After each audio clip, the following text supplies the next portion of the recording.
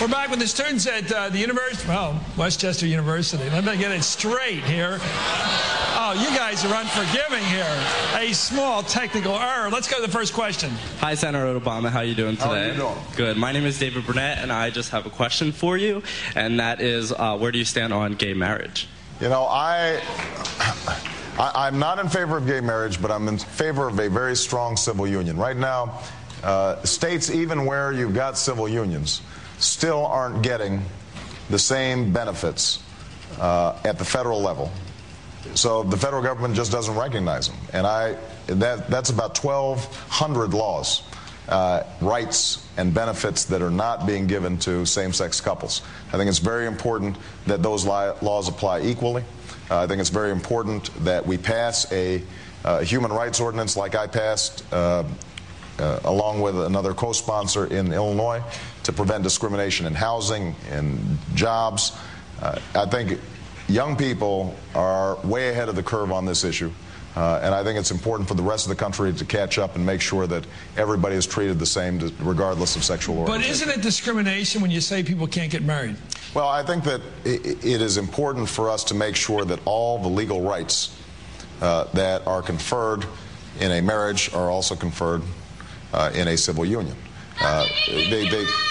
There you go. And I think it's very important that the state make sure that they are not denying the same kinds of rights that have historically been denied, because when I think about a same-sex couple not being able to visit each other in a hospital, when I think about them not being able to transfer property or to pass on benefits, I think that's contrary to what most Americans believe, and that's why I'm going to change it when I'm President of the United States. Next question. Hi, my name is Kiara Smalls. My question is, how can you improve inner-city public school systems, making education a priority, and improving the quality of education so that urban students can be competitive? Well, it's a great question, and part of what we have to do, I think, is start with the earliest years. We've got to expand drastically early childhood education. We've got, and that's not just pre-K. It's also starting with at-risk parents when they have their child, working with them to make sure that they are reading to their kids, and if they can't read to them, then teaching those parents to read, making sure they've got books, making sure those children are getting regular checkups, which means we've got to have a health care system that everybody can access, making certain that kids are being screened for hearing deficits or visual impairments, making sure that they're getting decent nutrition. And if we are taking care of kids early, then they start school already prepared. If we don't, they're already behind, and they stay behind. Every investment, every dollar we invest in early childhood education, we get at least $10 back in improved reading scores, reduced dropout rates. Then we've got to improve K through 12 education, and that primarily has to do with teachers, paying teachers more and giving them more professional development and support. And the third thing is after-school programs and summer school programs that can keep kids off the streets, give them constructive things to do after school. And the final thing is giving young people a sense of a future. So if you've got a 9th grader or a 10th grader, maybe they're not going to go to a 4-year college. But if they're good artists, they might want to be a graphic designer, and matching them up with the possibilities of a career and a job there. Or if they're good manually, then getting them in apprenticeship programs while they're still in high school so that they can start seeing the possibilities of a career in the trades. Those are the kinds of ways that you can tie what happens in school with kids' vision for their future. And if they have a sense that they've got a future that allows them to raise a family and live a productive life, I think most young people will seize it. The problem is they're just not seeing that right now. Right now all they see is drugs and jail.